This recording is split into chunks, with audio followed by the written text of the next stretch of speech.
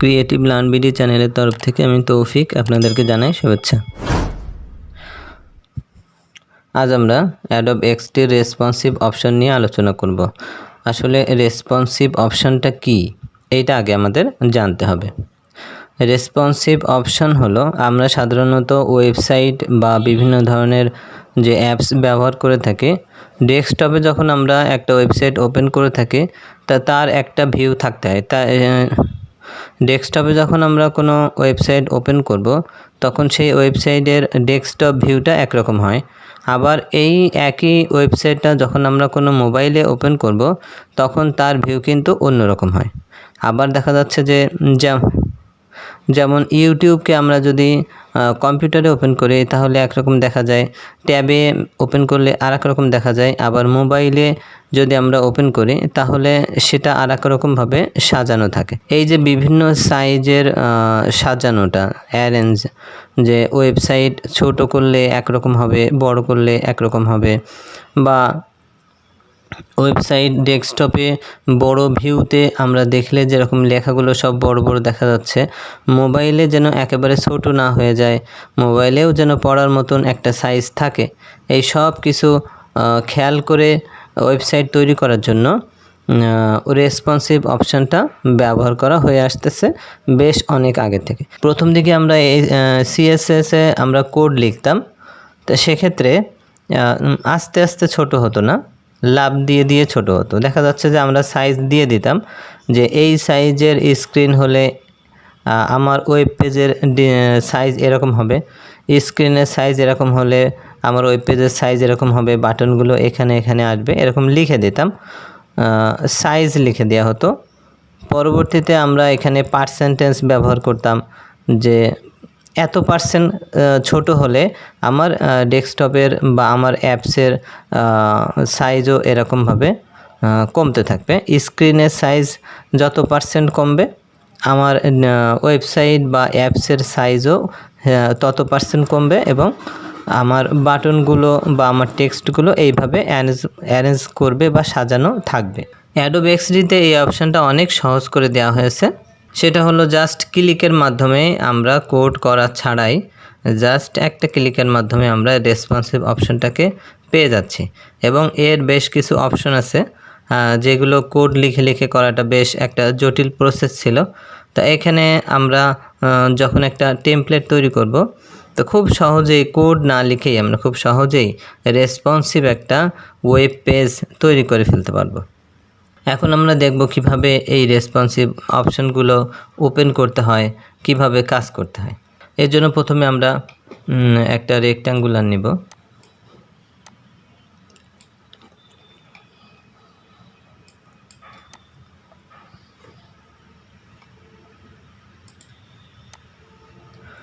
এরপর রেক্ট্যাঙ্গুলারকে আমরা একটা কালার করে দেব এবং বর্ডারকে নান করে দিলাম। এরপর আমরা একটা টেক্সট নিব,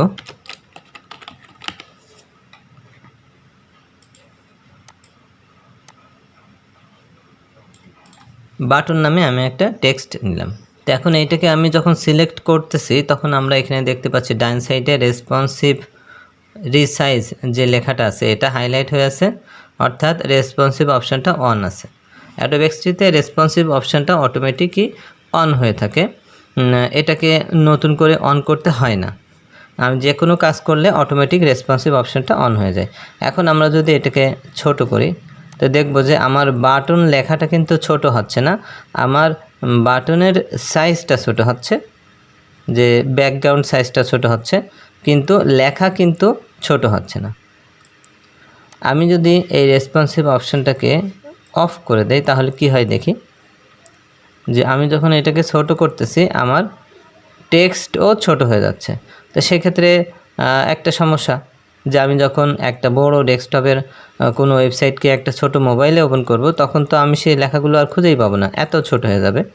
তো এর জন্য এই রেসপন্সিভ অপশানটা যখন চালু থাকবে তখন কোনো সমস্যা হবে না, অর্থাৎ লেখাগুলো তার জায়গায় থাকবে, শুধুমাত্র তার ফিল বা ব্যাকগ্রাউন্ডগুলো ছোট হবে অথবা রিঅ্যারেঞ্জ হবে, নতুনভাবে সাজানো থাকবে। এতক্ষণ আমরা বাটনের রেসপন্সিভ অপশানটা দেখেছি, এখন আমরা আর্টবোর্ডের রেসপন্সিভ অপশান দেখব। আর্টবোর্ডের ক্ষেত্রেও আমাদের রেসপন্সিভ যদি অন করা থাকে, তা আর্টবোর্ড যদি ছোট বড় করা হয় তাহলে আমার বাটনের পজিশন চেঞ্জ হচ্ছে। এখন আমি যদি চাই যে আমার এই বাটনের পজিশনটা চেঞ্জ হবে না, ওই নির্দিষ্ট জায়গাতেই থাকবে, কিন্তু আমার স্ক্রিন চেঞ্জ হবে, অথবা আমি যদি চাই যে আমার বাটন যেখানে থাকলো তার ডানে অথবা বামে ফিক্স থাকবে, অথবা টপের বা বটমে ফিক্স থাকবে, তো সেক্ষেত্রে আমাকে কি করতে হবে, আমাকে সিলেক্ট করার পরে রেসপন্সিভের যে ম্যানুয়াল অপশন আছে এখানে আসতে হবে। আসার পর আমাকে যে সাইডটা আমি ফিক্সড করতে চাচ্ছি সেটাকে আমি ফিক্সড করে দেবো। যে আমি যদি লেফটে ফিক্সড করতে চাই, তাই লেফটে ফিক্সড করার পর দেখেন কি হয়, যে আমি এখানে কমাচ্ছি, আমার লেফটে কিন্তু কমতেছে না, শুধুমাত্র রাইটে কমতেছে। আবার যদি আমি মনে করি যে না আমি লেফটে না রাইটে বা টপে ফিক্সড রাখবো, তো সেক্ষেত্রে টপে ফিক্সড রাখলে আমি যখন আর্টবোর্ড কম বেশি করব, আমার উপরে কোনো চেঞ্জ হবে না, আমার সাইডে চেঞ্জ হচ্ছে, কিন্তু আমি কিন্তু উপরে কোনো চেঞ্জ হচ্ছে না, সাইড এবং দুই সাইড বা ডান বাম এবং নিচে সাইজ চেঞ্জ হচ্ছে, কারণ আমি উপরে ফিক্সড করে দিয়েছি। তো এইভাবে আমরা এই পজিশনিং থেকে যে কোনো একটা সাইডকে আমরা ফিক্সড করে দিতে পারি। যেমন যখন মেনু তৈরি হয়, আমরা একটা মেনু তৈরি করি,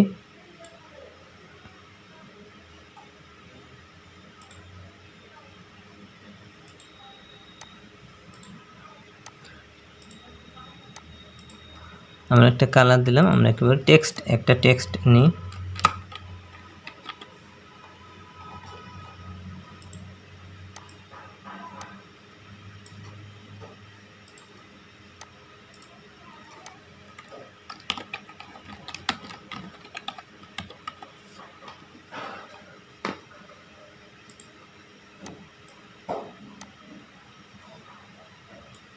আমরা এখানে বাম পাশে লোগো নিলাম, ডান পাশে মেনু আইটেম নিলাম।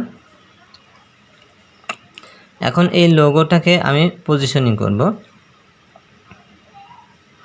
ম্যানুয়ালে এসে আমি উপরে এবং বামে ফিক্সড করে দিলাম, আর মেনু আইটেমটাকেও আমি ডানে এবং উপরে ফিক্সড করে দিলাম।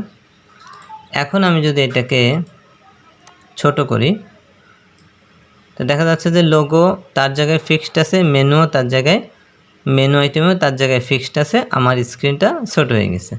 এই হলো রেসপন্সিভের সুবিধা। এজন্য যখন আমি ছোট স্ক্রিনে দেখব তখন লোগো এবং মেনু আইটেম দুইটাই পাচ্ছি, এবং তার লেখার যে সাইজ সেটাই থাকতেছে, লেখার সাইজ কোনো কম বেশি হচ্ছে না।